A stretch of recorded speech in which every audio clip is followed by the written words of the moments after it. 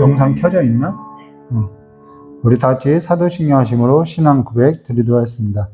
전능하사 천지를 만드신 하나님 아버지를 내가 믿사오며 그 외아들 우리 주 예수 그리스도를 믿사오니 이는 성령으로 잉태하사 동정녀 마리아에서 나온 본디오 빌라도에게 고난을 받으사 십자가에 못 박혀 주시고 장사한 지 사흘 만에 죽은 자 가운데서 다시 살아나시며 하늘에 오르사 전능하신 하나님 우편에 앉아 계시다가 저리로서 산자와 죽은 자를 심판하려 오시리라.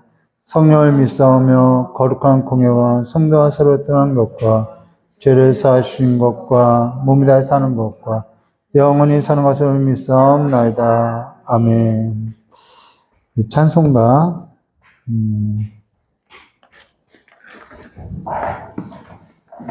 535장인가요?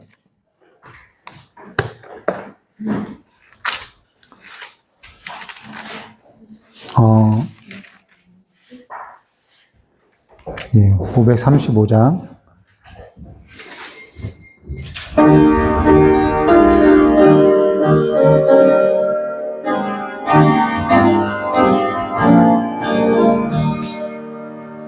주 예수 때문 밖에 기다려 섰으나 단단히 잠가두니 못 들어오시네. 나 주를 믿노라고 그 이름 부르나 문 밖 나 예수지라 문 두드리는 손은 못 박힌 손이요 또 가신 연류관은 그 이마 둘렀네. 이처럼 기다리신 삼사랑이로다. 뭉굼게 나눠두니 한없는 내 죄라. 주 예수 반복하게 권하는 말씀이 내 죄로 죽은 나를 무겁게 알소냐.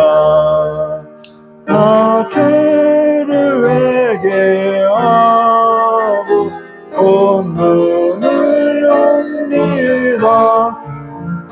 드셔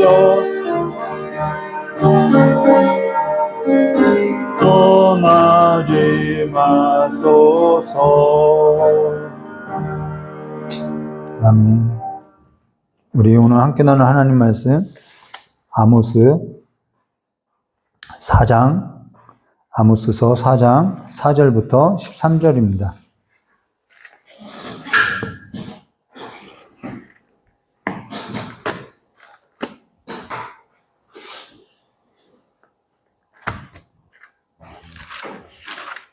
아모스 4장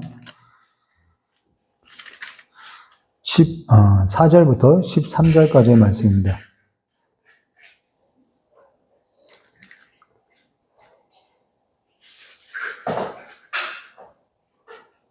우리 6절부터 11절까지만 기도하도록 하겠습니다. 6절부터 11절까지만 기도하도록 하겠습니다. 제가 먼저 기도하겠습니다. 또 내가 너희 모든 성읍에서 너희 일을 깨끗하게 하며 너희의 각 처소에서 양식을 떨어지게 하였으나 너희가 내게로 돌아오지 아니하였느니라. 여호와의 말씀이니라. 내가 너희에게 일을 멈추게 하여 어떤 성읍에는 내리고 어떤 성읍에 내리지 않게 하였더니 한 부분은 이르렀고 한 부분은 이르렀지 못하여 말랐으매 두세 성읍 사람이 어떤 성읍으로 비틀거리며 물을 마시러 가서 만족하게 마시지 못하였으나 너희가 내게로 돌아오지 아니하였느니라. 여호와의 말씀이니라. 내가 음식을 마르게 하는 재앙과 깜빡이 재앙은 너희를 쳤으며 하중이로 너희의 맑은 산과 기도원과 부각한 나무와 감람나무를 가보게 하였으나 너희가 내게 돌아오지 아니하였느니라. 여호와의 말씀이니라. 내가 너희에게 전염병을 보내기를 애굽에서 한 것처럼 하였으며 칼로 너희 청년들을 죽였으며 너희 말들을 노략하게 하며 너희 진영에 악취로 코를 찌르게 하였으나 너희가 내게로 돌아오지 아니하였느니라. 여호와의 말씀이니라. 함께 했습니다. 내가 너희 중에 성읍 무너뜨리기를 하나님이 내가 소돔과 고모라를 무너뜨린 것 같이 하였으니 너희가 불붙는 것 가운데서 빼낸 나무 조각 같이 되었으나 너희가 내게로 돌아오지 아니하였느니라. 여호와의 말씀이니라. 아멘.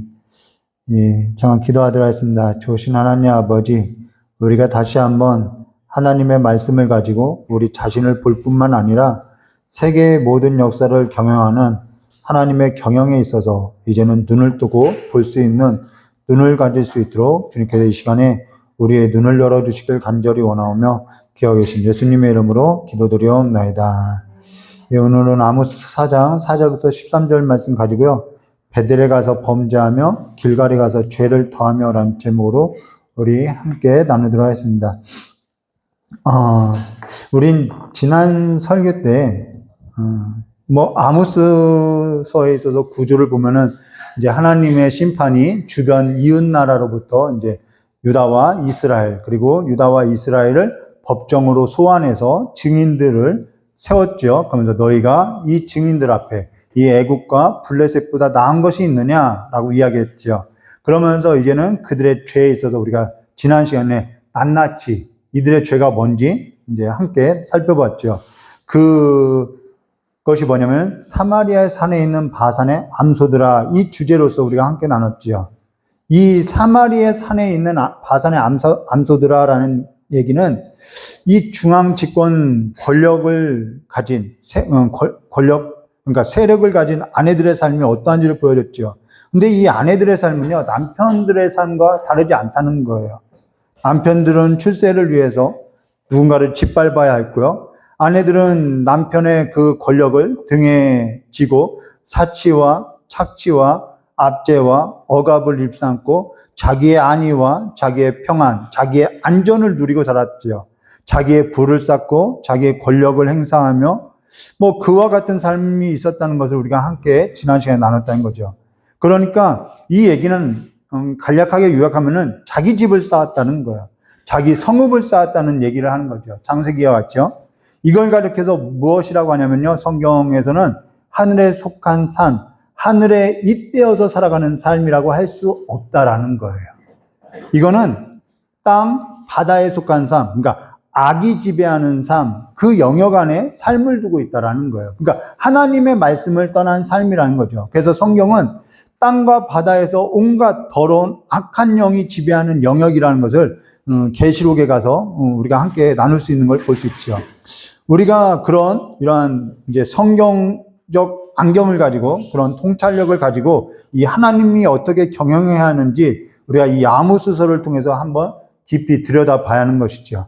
그러면 지난 설교에 이어서 오늘 우리가 나눈 것은 몇 가지 이제 하나님께서 형벌을 내릴 건데 여기 형벌이 몇 가지냐면 7가지 형벌이 나온다라는 거예요. 그 7가지 형벌에 있어서 우리 함께 나눌 건데요. 우리 4절부터 함께 나누도록 하겠습니다. 4절입니다. 너희는 베델에 가서 범죄하며 이 범죄는 어떠한 범죄일까요? 우리가 한번 생각해야 하는 거죠. 길갈에 가서 죄를 더하며 아침마다 너희 희생을 3일마다 너희 11조를 드리며. 자, 여기 두 지역이 나오는데요. 이건 너무나도 중요한 지역이죠. 하나는 베델이고요. 다른 하나는 길갈이죠. 이 길갈을 생각하면은 예전에 저희 이경진 목사님이 이렇게 이 말씀을 가지고 부흥회를 했던 것이 기억나죠? 이 베델이 우리의 수치가 지나가는 곳이 베델이라고 했었던 그 제목으로 설교했던 것이죠. 근데 여기 성경 속 베델이 어떤 곳이냐면요. 우리가 차근차근 함께 나눌 건데요. 베델이라는 것은 집이라는 거고요. 엘은 하나님이라는 거예요. 그러니까 하나님의 집이라는 거예요.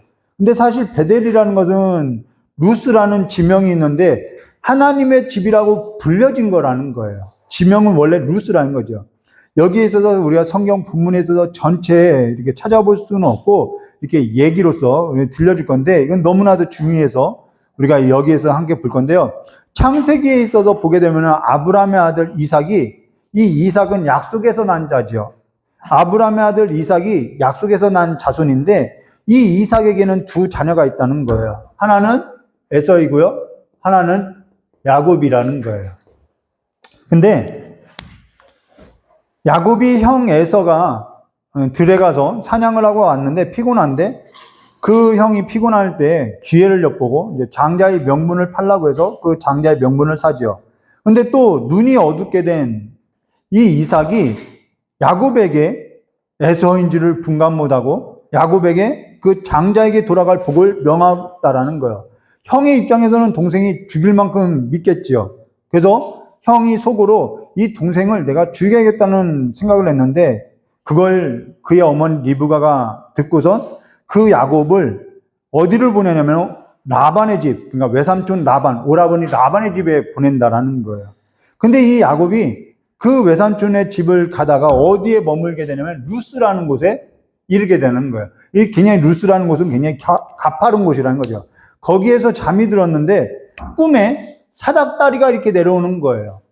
사닥다리라고도 하고 다른 성경은 계단이라고 하죠. 근데 계단이 좀 더 어울리는 거죠. 근데 사닥다리라는 것은 거기에 이제 천사들이 오르락내리락 하고 거기에 하나님의 보좌가 있었는데 이 사닥다리라는 것은 우리가 생각하면 올라가는 데 쓴다고 생각하는데요. 사닥다리는 내려올 때도 쓰인다라는 것을 알아야 하는 것이죠. 그래서 여기서 사닥다리는 하나님께서 홀로 있는 야곱의 삶을 찾아온 사건이라는 거예요. 내려온 사건이죠. 그러니까 하나님이 찾아온 사건이라는 것입니다. 근데 이 야곱이 그때도 아주 기지를 발휘해서 하나님하고 거래를 하는 거죠. 자, 우리 여기쯤에서 성경 본문에 있어서 한번 함께 봐야겠죠. 창세기 28장 15절과 19절인데요. 내가 너와 함께 있어 내가 어디로 가든지 너를 지키며 너를 이끌어 이 땅으로 돌아오게 할지니라. 아니, 돌아오게 할 거면 뭐 굳이 보내냐는 거예요. 우리가 이거 한번 생각해보죠. 아니, 굳이 돌아오게 할 건데, 아니, 그럼 돌아오게 하지 않고 그냥 지켜주시면 되지. 뭘 이렇게 보내고 돌아오게 하냐는 것이죠. 근데 내가 너를 허락한 것을 다 이루기까지, 뭔가 하나님께서 이루시고자 하는 것이 있는 거예요. 다 이루기까지 너를 떠나지 아니하리라 하신지라. 야곱이 잠을 깨어 이르되 여기가 과연 여기에 계시거늘, 여호와께서 과연 여기 계시거늘 내가 알지 못하였다. 이에 두려워하여 이르되 두렵도다. 이곳이요 이것은 다름이 아닌 하나님의 집이요 이는 하늘의 문이라로다 하고 야곱이 아침에 일찍이 일어나 배기로 삼았던 돌을 가져다가 기둥으로 세우고 그 위에 기름을 붓고 그곳의 이름을 베델이라 했더라. 이 성의 옛 이름은 루스더라. 이름이 루스라는 거예요. 자, 이 성의 옛 이름은 루스라는 거죠. 지명이 루스라는 거예요. 그럼 베델이라는 것은 지명이 아니죠. 그가 그렇게 부른 거예요. 번뜩 이것이 하나님의 집이구나라고 번뜩 생각나서 부른 거죠. 그러면은 이곳이요, 이것은 다름 아닌 하나님의 집이요라는 것은 하나님의 뭘 말하냐면은 하나님의 임재를 말하는 거죠. 하나님의 임재를 말하는 거예요. 그러면은 어디가 되었든 하나님의 집이 될 수 있다라는 거예요. 거기까지는 생각 못한 거죠. 꼭 루스가 아니더라도 어디든지 하나님의 집은 될 수 있다라는 거예요. 이곳이 아니어도 다른 곳이어도 하나님의 집은 될 수 있다라는 것이죠. 근데 여기가 어쨌든 하나님의 집이라고 불려졌다라는 거예요. 그러고 나서 무엇 하냐면은 하나님하고 이 야곱이 하나님에게 거래를 하는 거예요. 창세기 28장 20절과 22절. 야곱이 서원하여 이르되 하나님이 나와 함께 계셔서 내가 가는 이 길에서 나를 지키시고 먹을 떡과 입을 옷을 주시어 내가 평안히 아버지 집으로 돌아가게 하시오면 여호와께서 나의 하나님이 되실 것이요. 하나님은 그냥 하나님인데 뭘 이걸 가지고 지어? 내가 기둥으로 세운 이 돌이 하나님의 집이 될 것이요. 하나님께서 내게 주신 모든 것을 10분의 1을 내가 반드시 하나님께 드리겠나이다 하였더라. 이렇게 서원하고요. 야곱은요, 지금까지 11조를 드린 적이 없죠. 성경에 드린 적이 없다고 나와 있죠. 예, 선을 갚은 적이 없어요. 자, 10분의 1을 가지고 하나님 앞에 거래를 하고 있는데, 사실 10분의 1이라는 것은 거래의 용도로서 쓸 수 있는 것이냐? 10분의 1이라는 건, 이 11조는요, 이미 창세기 14장에서요, 신앙 고백이라는 것을 우리가 보았다라는 거예요. 이 10분의 1이라는 것은요, 거래가 아니라요, 신앙 고백이고요, 자원하는 마음에 있고요, 감사하는 마음에 있다라는 거예요.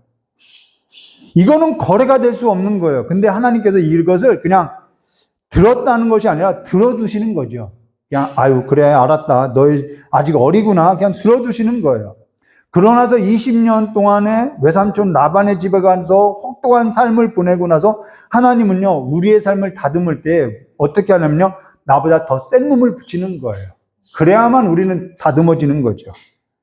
그래서 라반의 집에 가서 그렇게 이제 누군가를 속이고 빼앗고 살았던 그 야곱이 더 자신보다 더 센 라반을 만나서 그 20년 동안 혹독한 세월을 보내고 나서 다시 이제 베델로 와야 하는데 베델로 가지 않고 어딜 가냐면은 야복나루에서 형을 만나고 세겜을 가게 되어 있어요. 자, 세겜이라는 것은 그 의미는요, 짐을 가지고 떠나야 할 곳인데 머물고 있다라는 거예요. 거기다 집을 짓고 우리간을 짓고 내가 여기서 평생 먹고 살아야겠다라고 생각하는 거죠. 그리고 나서 하나님께서는 딸 디나가 세겜의 아들에게서 겁탈을 당하게 하죠. 이때 레위와 시므이가 할례, 여러분 할례라는 것도 그걸 이용해 가지고 사람을 멸절시킨다? 이렇게 할 수 있는 일이 아닌데 그렇게 하는 거예요. 근데 야곱이 이 세겜에서 뭐라 하면 시므이하고 레위가 이 세겜 사람들을 멸절했을 때 어떻게 하면은 이것이 다 나를 해롭게 한다라고 이야기하는 거예요. 이 상식 밖의 얘기인 거죠. 자기 딸이 겁탈을 당하고 왔는데도 침묵하고 있어요. 그리고 나서 레위와 시므이가 자기 동생이 그러한 일을, 끔찍한 일을 겪어서 그것에 대한 보복을 했는데 그것마저도 나를 해롭게 하는 거라고. 이때까지 야곱은요, 자기밖에는 없는 삶이라는 거예요. 그걸 얘기하는 거죠. 자기 딸, 자기 자녀, 그런 거 없어요. 야복나루를 경험하고도 자기밖에는 없는 인생을 살던 사람이 야곱이라는 거예요. 자, 그러고 나서 하나님께서는 야곱에게 나타나셔서 너 베델로 올라오라고 명하지요. 그때 베델로 올라갈 때 바로 이제 그 지역, 루스라는 그 베델, 이 사람이 가야 할 곳이 베델인데 창세기 35장 3절과 5절에 이렇게 말씀하세요. 우리가 일어나 베델로 올라가자. 내 환난 날에 내게 응답하시며 내가 가는 길에서 나와 함께 하신 하나님께서 내가 거기서 제단을 쌓으려 하노라 하며 그들이 자기 손에 있는, 여기 중요해요. 그들이 자기 손에 있는 모든 이방 신상들과, 우상을 말하죠. 이방 신상들과 자기 귀에 있는 귀고리들을 야곱에게 주니라. 귀고리들은 어디서 났죠? 야곱이 그들에게 세겜 근처 상수의 나무 아래 묻고 그들이 떠났으나 하나님이 그 사명 고을들을 크게 두려워하게 하셨으므로 야곱의 아들들을 추격하는 자가 없었더라. 20년 동안 라반의 집에 있으면서 뭘 했어요? 이방의 신상들, 바단 아란에 있었던 그 신상들, 바알 신상들, 무르둑, 그런 신상들을 가져온 거죠. 그리고 그 신상들 가운데서 있었던 그 이방의 문화들, 목걸이, 귀걸이, 달 문양을 했던 그런 귀걸이, 이런 걸 다 장착하고 살았던 거죠. 거기서 얻은 재물, 거기서 얻은 거, 다 얻은 거라는 거예요. 근데 세겜 상수의 나무 아래 그것을 묻었다라고 이야기했죠. 근데 여기 묻다라는 단어가 사실 덮었다라는 단어가 아니라 숨겼다라는 단어라는 거예요. 숨겨놨다라는 거예요. 불을 태워서 없앴다라는 얘기가 아니라 완전히 처분했다라는 얘기가 아니라 숨겨두었다라는 거예요. 회개가 아니라 언제든지 꺼냈을 수 있다라는 거예요. 없애야 할 것을 없애지 않고 숨겨둔 거라는 거예요. 이걸 뭐라고 하죠? 이중적 삶이라고 하는 거예요. 이중적 삶. 보이는 곳에서는 하나님의 집이요라고 하는데 보이지 않는 곳에서는 루스더라는 거예요. 이 얘기를 하는 거예요. 베델에서 범죄하며라고 했던 이 범죄라는 것은 너희들이 하나님을 찾지만 너희들의 삶은 어땠느냐? 사마리아 산에 있는 바산의 암소들아라는 거예요. 사치와 착지와 압제와 억압이라는 거예요. 이중적인 삶이라는 거예요. 우리가 하나님의 백성이라고 하지만은 삶은요, 하나님의 백성이 아니라는 거죠. 그래서 베델에서 범죄를 더한다는 것은 바로 이런 이중적 삶, 숨겨져 있는 이중적 삶을 말하는 거죠. 신앙하고 삶이요 너무나도 다르다라는 거예요. 자, 앞서서 베델은 어떠한 의미였죠? 하나님이 여기 계시구나, 하나님의 집이구나. 근데 거기서 이중적인 삶을 산다라는 거예요. 하나님의 임재라는 거예요. 하나님은 어디 가나 너와 함께 하겠다라고 하는데 이중적 삶을 살고 있더라는 거예요. 그 얘기를 하는 거예요. 그럼 길갈은 어떠한 곳이냐면은 이들이 애굽에서 나와서 40년을 방황했어요. 그러고 나서 이들이 애굽에 들어갈 때, 여리고를 들어가면서 머물렀던 곳이, 여리고 성을 지나가서 처음 머물렀던 곳이 어디냐면 길갈이라는 거예요. 이들이 전쟁을 하고 와서 다시 머문 곳이 길갈이라는 거예요. 이 길갈은 굉장히 중요한 장소죠. 그 길갈이 뭐냐면은 수치가 다 지나갔다라는 거예요. 이들이 광야 40년에 애굽에서 살던 종되었던 그 모든 수치와 부끄러움이 다 지나갔다라는 의미가 길갈이라는 거예요. 그러면 이들이 어째서 40년이라는 세월 동안 방황하게 됐냐는 거죠. 신명기서 1장 2절 말씀, 이거 굉장히 중요한 말씀이라죠. 호렙산에서 세일산을 지나 가데스 바네아까지 10하루길이었더라. 자, 10하루길인데 왜 40년 걸렸냐는 거예요. 왜 방황했죠? 여러분, 10하루길을 40년 걸린 걸 뭐라고 하죠? 낭비라고 이야기하는 거죠. 왜 낭비하고 허비했냐? 방황했기 때문이죠. 왜 그들이 방황했죠? 불순종했다라는 거예요. 고기가 없다, 물이 없다, 차라리 애굽에 있었더라면은 끊임없이 뭘 못했냐면 충족하지 못한 거예요. 하나님으로서 만족하지 못해요. 충족되지 않는 거죠. 이들이 그래서 하나님의 명령에 있어서는 생각지 못하고 하나님의 말씀에서는 떠나 있어요. 충족하지 못하는 거예요. 말씀으로서는 충족할 수 없는 거죠. 수요 예배 때 작년 모임 때도, 청년 모임 때에도 우리 이경주 목사님이 성령 충만에 있어서 이야기를 했어요. 옆에서 지켜봤어요. 성령 충만이 어떻게 설교하나 이제 검증을 해야겠죠. 저도 검증을 했어요.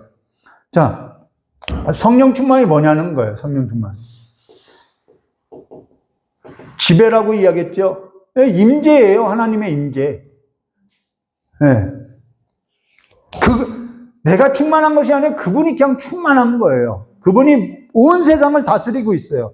그럼 우리는 그분이 온 세상을 다스리는 그 삶 가운데 우리의 삶은 어떠한 삶을 살아야 되는 거죠? 방황해야 하나요? 불순종해야 하나요? 성령이 충만하면 그분의 임재 앞에 뭐 하는 거예요? 순종되어지는 삶이라는 거예요. 근데 이 하나님은요, 자, 여러분 열왕기서나 성경을 잘 보면요, 우리가 선한 일을 해도 하나님은요, 막 여러 가지 원수와 적군을 통해서 우리의 삶을요, 간혹 어렵게도 해요. 희한하죠? 내가 불순종해서도 어렵지만은 내가 선한 일을 해도 이 열왕기서를 보면 선한 왕의 하나님 종교개혁을 하고 뭘 하고 막 하나님 앞에 헌신되어진 삶을 살았는데도 왜 적군이 쳐들어오냐는 거죠. 여러분, 순종이라는 것은 내가 하나님 앞에 헌신하는 그 삶을 말하는 것이 아니라 내 삶 가운데 적군이 오든 뭐가 오든 내가 가난하든 부유하든 나는 주님으로서 충만합니다. 이 삶의 태도가 순종이라는 거예요. 내게 일어나는 일을 아무렇지도 않게 받아들이는 것, 그것이 순종이라는 거예요. 그런데 이것이 안 되니까요, 우리는 막 파르르 떠는 거죠.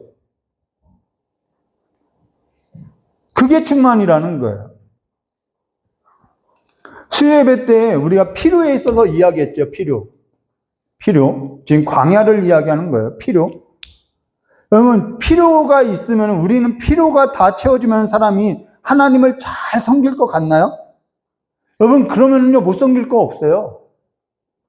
필요한 거 다 채워주면은, 아, 그분이 하나님이구나. 그럼 필요한 것이 안 채워지면은, 내가 선한 일을 해도 내가 하나님 앞에 채워지지 않으면은, 하나님을 안 섬길 건가요? 그게 성령 충만인가요?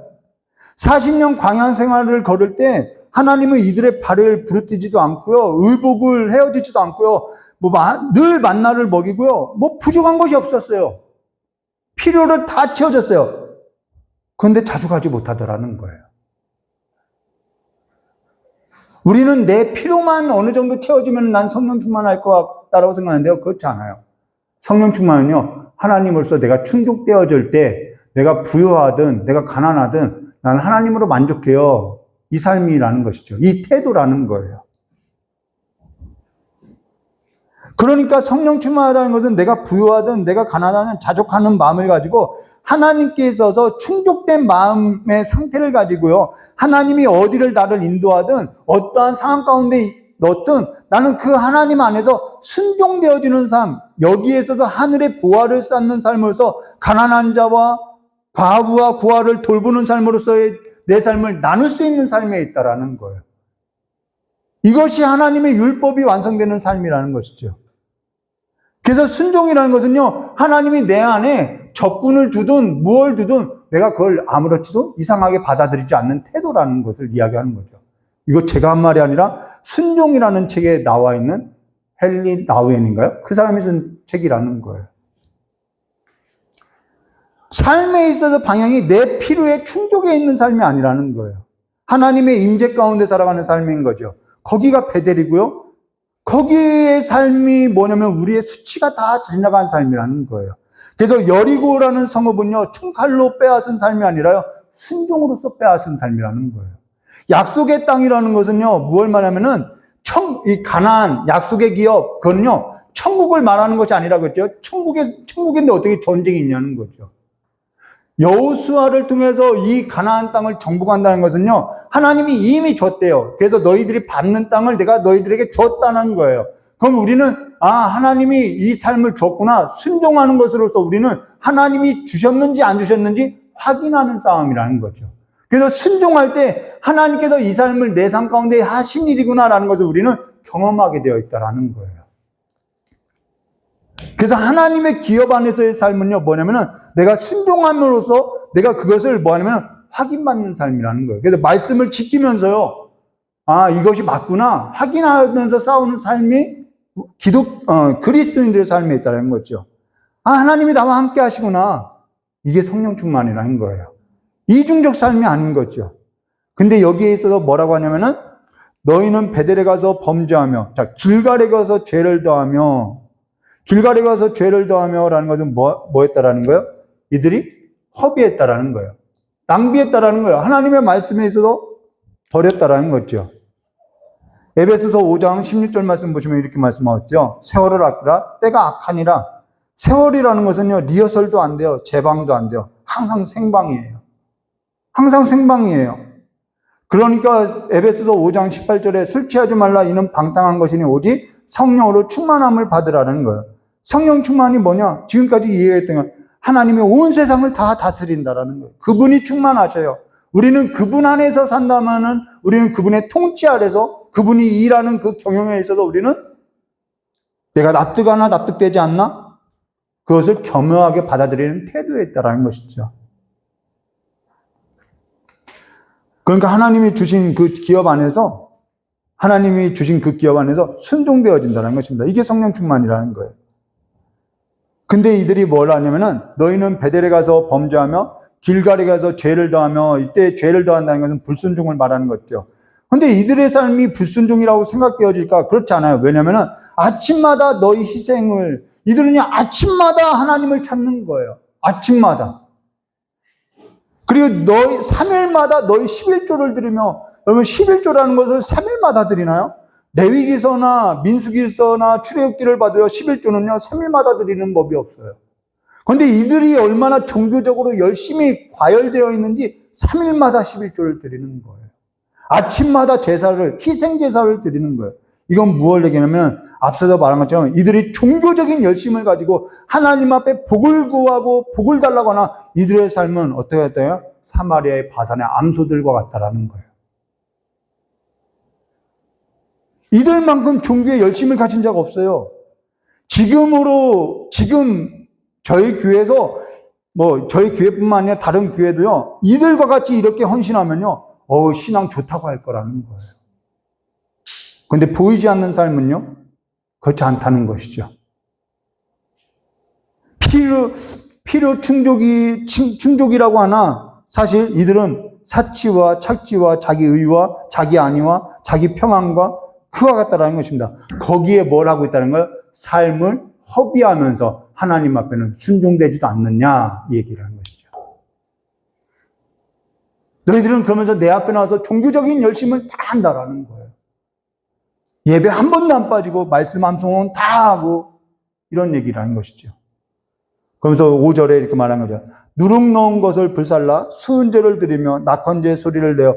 그러니까요, 선지자들이 와서 너희들 하나님께로 돌아와라 하면은, 야, 우리만큼 하나님을 사랑하는 사람이 어디 있는데 이들도 이렇게 말한다라는 거예요. 이렇게 내가 헌신하고 있는데, 내가 하나님을 위해서 이렇게 열심을 내고 노력하는데, 내가 진심으로 하나님을 사랑하는데, 여러분 중요한 것이죠. 진심으로 사랑하고요, 진심으로 한다는 그분들이요, 문제를 일으키고 있다는 거예요. 성경은요, 진심이요, 진리는 아니라고 이야기하고 있어요. 선포하려니와 이스라엘 자손들아, 이것이 너희가 기뻐하는 바니라. 주 여호와의 말씀이라. 이것이 너희가 기뻐하는 바니라 라는 것은 이것이 하나님이 기뻐하는 바는 아닐 수 있다라는 것이죠. 진심이라고 하지만은, 열심이라고 하지만은 진리가 될 수는 없다라는 것입니다. 우리는요, 열심을 따라서 살아가야 하는 것이 아니라요, 말씀을 따라서 살아가야 하는 것이죠. 끊임없이 이야기하는 거예요. 우리는 열심을 따라서 살아가는 것이 아니라 말씀을 따라서 살아가야 하는 거예요. 그러나서 여기 이제 7가지 이러한 삶에 따라서 이거는 사실상 하나님께서 형벌을 내린다기보다는 이거는 그냥 자연 발생적인 삶인 것이죠. 자, 7가지 형벌에 있어서 우리 함께 하나씩 나눠보도록 하겠습니다. 6절입니다. 또 내가 너희 모든 성읍에서 너희 이를 깨끗하게 하며 스케일링 해준다는 얘기 아니겠죠? 이가 깨끗하다는 것은 먹을 음식이 없게 될 거라는 이야기겠죠. 너희 각처에서 양식이 떨어지게 하였으나 너희가 내게로 돌아오지 아니하니라. 여호와의 말씀이야. 네, 먹을 것 하나도 없게 하겠다라는 거예요. 7절.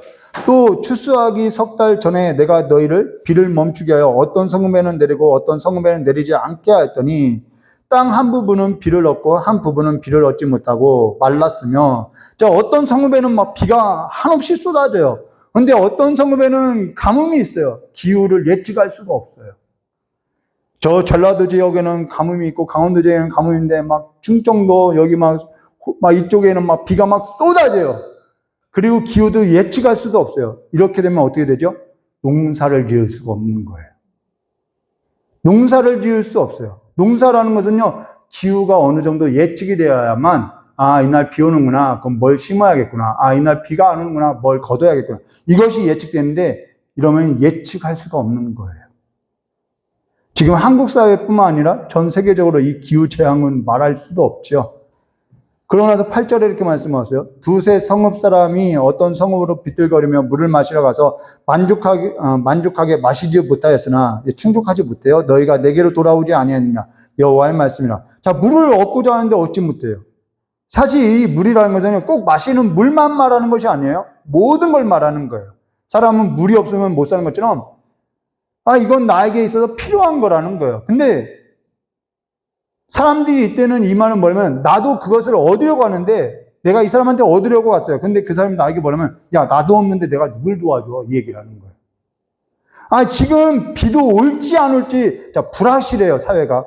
야, 이것이 잘 될지 안 될지 몰라요. 불확실해요. 근데 나도 불확실해서, 나도 지금 점점점 어떻게 해야죠? 착취를 하는 거예요. 쌓아놓고 사는데, 이것 갖고도 내가 살 수 있을지 못 살지 내가 불안해서 그러고 사는데, 내가 지금 너를 돕겠냐 하면서 풀지를 않고 있는 거예요.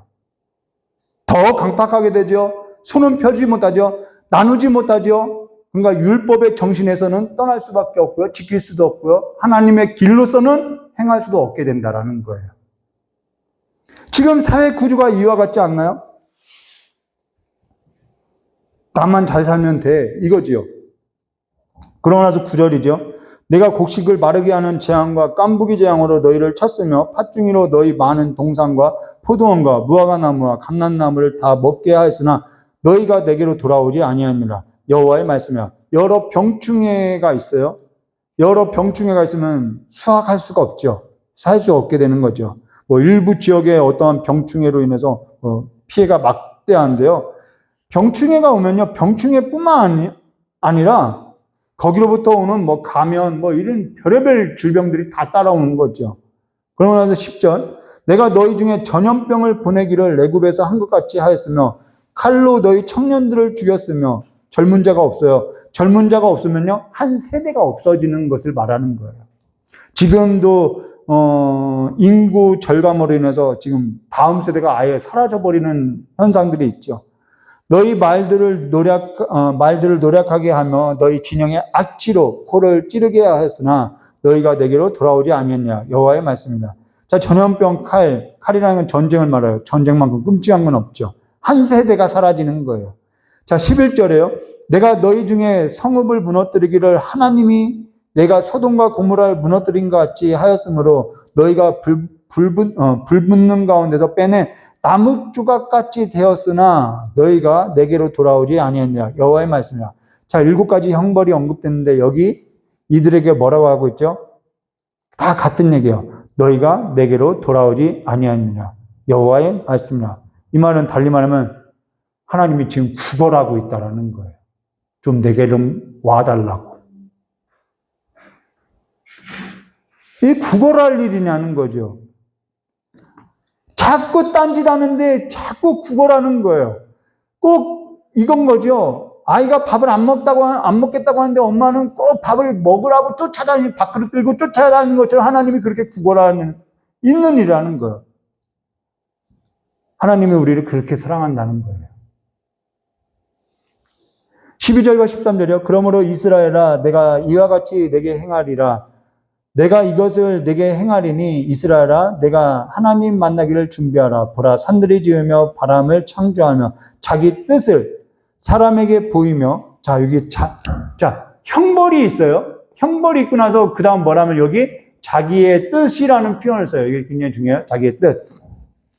자기의 뜻을 사람에게 보이며 아침을 어둡게 하며 땅의 높은 데 밟는 이는 그의 이름이 만군의 하나님 여호와. 자, 만군의 하나님이라는 것은 전쟁의 용어죠. 하나님이 그동안에는 내가 이스라엘을 위해서 싸웠다라는 거예요. 근데 내가 이제는 누구에게 싸우겠다라는 거예요? 너와 싸우겠다라는 거예요.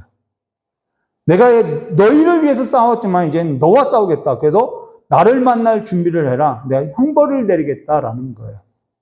근데 이 형벌이라는 이 단어 가운데 뭐가 있냐면요. 이 형벌이라는 단어는 준비하라, 만나다라는 단어, 이 만나다라는 단어가 뭐냐면 들으라라는 단어가 있다라는 거예요. 들으라. 내 말을 들으라. 그러니까 형벌 안에는 하나님의 말이 있다라는 거야. 들으라는 거예요. 어떠한 것이 있냐면 하나님의 뜻이 있다라는 거예요. 그러니까 하나님은요, 항상 형벌 자체로서 있지 않다라는 거예요. 우리에게 이러한 어떠한 기후나 어떠한 그러니까 제가 맨 서두에 하나님의 그 경영을 보는 눈이 열어지게 해달라고 기도했던 것처럼 이러한 형벌은 그냥 형벌 자체로서 우리에게 괴롭히고자 하는 것이 아니라 그 형벌 안에는 하나님의 음성, 하나님의 말, 하나님의 뜻이 들어있다라는 거예요. 그게 뭐죠? 내게로 돌아오라는 거예요. 여호와의 말입니다. 내게로 오라는 거예요. 그럼 내가 고쳐주겠다라는 거예요. 너희들이 불안해하는 거 내가 고쳐주겠다라는 거예요. 너희들이 원하는 거 내가 주겠다라는 거예요. 주를 문 밖에 두지 마시고요. 주를 모셔드리고 주의 그 임재 안에 거하는 백성으로서 순종되어지는 삶으로서 우리 안에 일어나는 그 일들에 있어서 흔들리지 마시고 주께 더 가까이, 이러한 일이 있을 때 주를 더 가까이 하는 삶이 되시기를 주님의 이름으로 축원드립니다. 예전에 제가 직장 생활할 때 제가 이중적인 삶을 살았어요. 남들보다 11조를 열심히 드리고 주일마다 어떻게든지 시간을 내서 예배를 드리고 그러니까 하나님이 복 주는 것 같아요. 그러다가 찬송가 325장이었죠. 그때 당시 주 예수 대문 밖에 이 찬양 부르면서 펑펑 울었죠. 내가 주님을 문 밖에 두고 살았구나. 그러면 주님을 모셔드리고 주님을 가까이 하고 살아가는, 그래서 주님으로서 충족되어지는 삶이 되시기를 주님의 이름으로 축원드립니다. 다 같이 기도하도록 하겠습니다.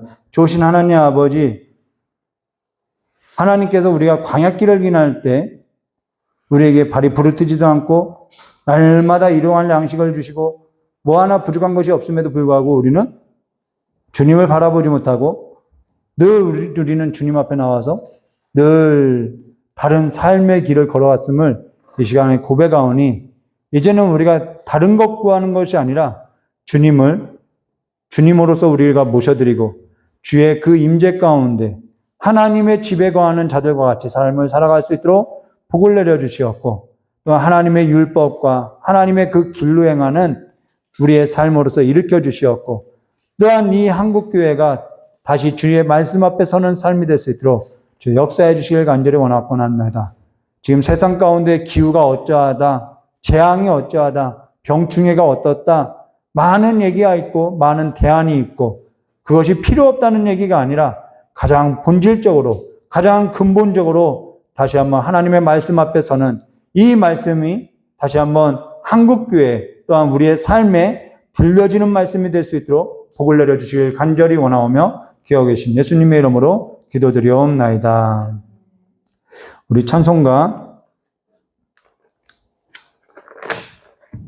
540장 부르시면서 깨달은 말씀 붙들고 기도하도록 하겠습니다.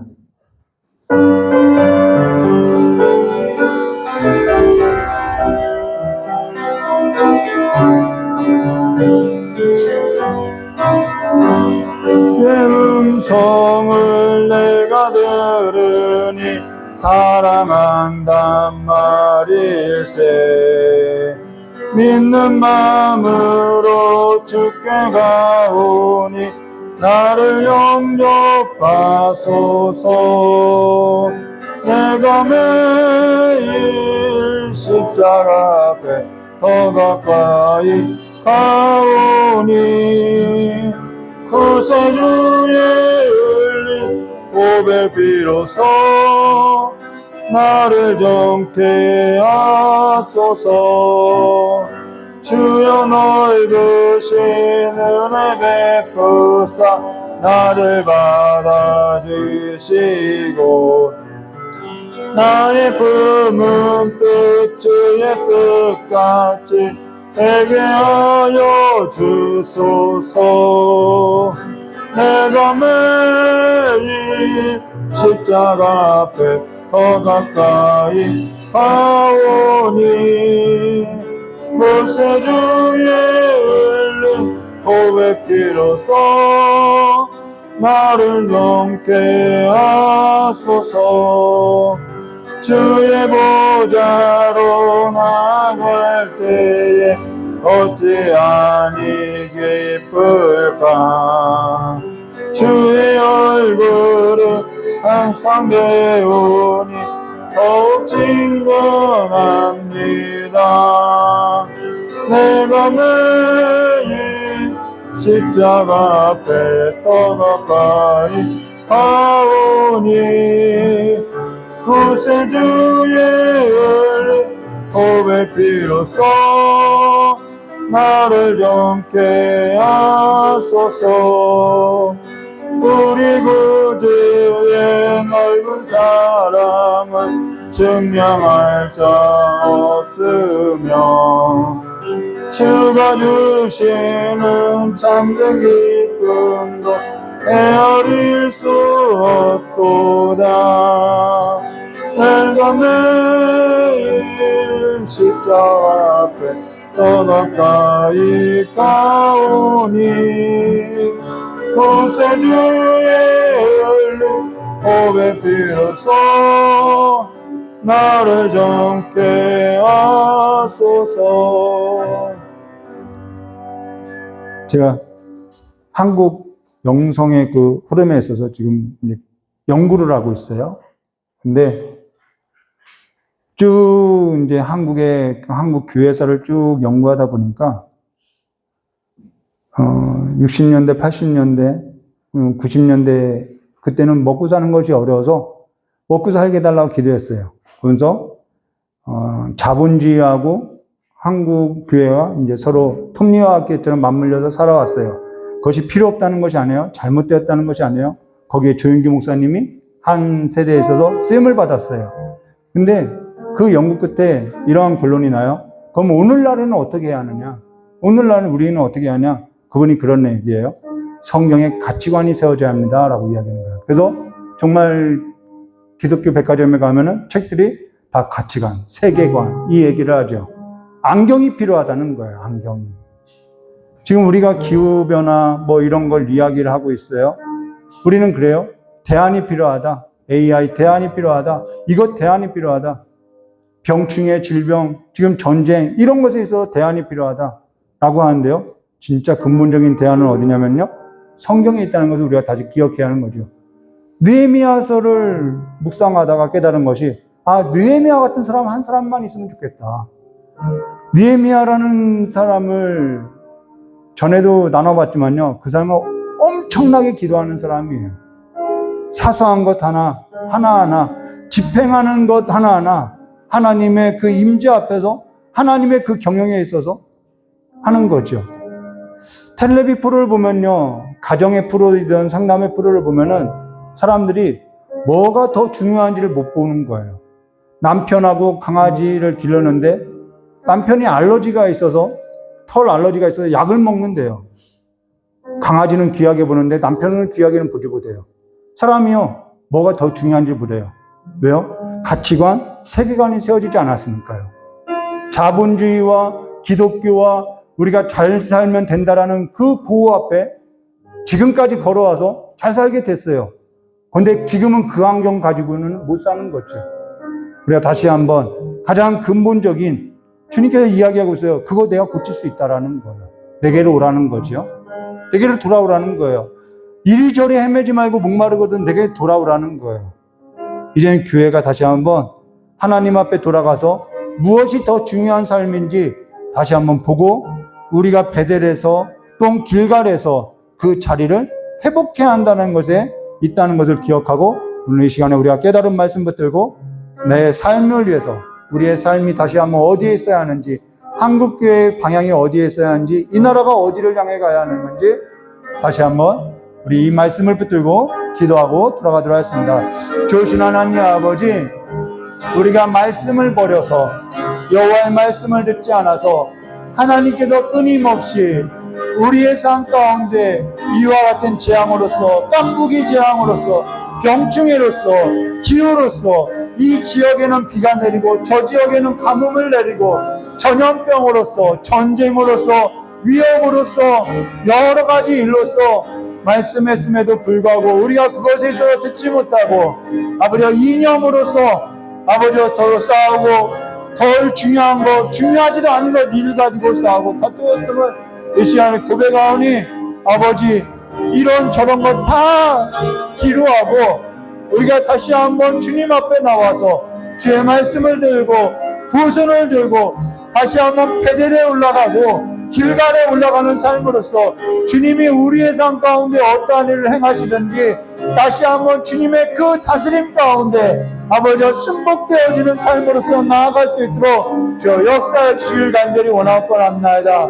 아버지와 다윗이 아버지와 왕궁으로부터 쫓겨날 때 혹 하나님께서 내게 있어서 풍요를 베풀지는 않을까 했던 그 마음과 같이 하나님께서 우리에게 행하시는 그 모든 일에 있어서 우리가 순종되어질 수 있도록 낮아지고 낮아지는 깨어지는 마음으로서 주님 앞에서는 그 귀한 삶으로서 나아갈 수 있도록 저 역사해 주시길 간절히 원하옵나이다. 마음이 강박하여서 하나님의 말씀을 듣지 못하는 심령이 아니라 부드러운 심령으로서 여호와의 말씀을 듣는 거룩한 심령으로서 정결한 마음으로서 날마다 이제는 주의 말씀을 묵상하고 이제는 주의 말씀을 암송하고 내가 하나님의 말씀을 이만큼 읽었다 30번 읽었다 100번 읽었다 암송했다가 아니라 정말 주의 말씀을 묵상하며 여호와를 깊이 아는 삶이 될 수 있도록 주여 역사해 주시길 간절히 원하옵나이다. 오늘도 주의 훈계의 말씀을 듣고 주님 앞에 간구하고 기도하는 우리 귀한 성도님들의 이 기도에 있어서 응답하여 주시옵고 이 나라도 하나님 앞에 올바르게 쓰임받는 귀한 삶의 자리를 지켜나갈 수 있는 아버지여 나라가 될 수 있도록 저 복을 내려주시길 간절히 원하옵나이다. 자손들의 삶이 아버지 하나님의 삶으로부터 떠나서 고통당하는 일이 없으면 좋겠으나 혹 그들의 삶 가운데 고통이 따르고 괴로움이 따른다고 해도 혹독한 마음을 지낸다고 해도 그들의 삶 가운데 하나님께서 다시 한번 그들의 삶을 돌아올 수 있도록 야곱이 라반의 집에서 혹독한 삶을 지내고도 다시 돌아왔던 것처럼 그들의 삶 가운데도 하나님의 끊임없는 사랑으로서 돌아올 수 있도록 돌이킬 수 있도록 주님께서 은혜를 베풀어 주시길 간절히 원하고 원합니다. 우리 자손들의 삶이 하나님의 거룩한 손에 붙들려서 전능자의 손에 붙들려서 날마다 주의 길을 걷는 귀한 삶이 될 수 있도록 저 역사해 주시었고 이 나라와 이 민족을 보호해 주시었고 이 청년의 세대들이 죽어가고 있는 이 청년의 세대들을 하나님을 알지 못하는 이 청년의 세대들을 다시 한번 하나님을 아는 하나님의 삶으로서 일으켜 주시길 간절히 원하고 원합니다. 마음이 굳세어져서 하나님을 노래하고 하나님을 즐거워하는 것이 삶의 힘으로서 여기고 살아가는 삶이 될 수 있도록 저 축복하여 주시었고 우리 귀한 아버지 원사님의 삶 가운데도 이제는 노년을 준비하는 그 삶 앞에 평안을 더하여 주시었고 더욱더 하나님의 그 장막으로서 덮여지는 은혜가 충만하게 해주시길 간절히 원하오며 기하오신 예수님의 이름으로 축복하며 기도드리옵나이다.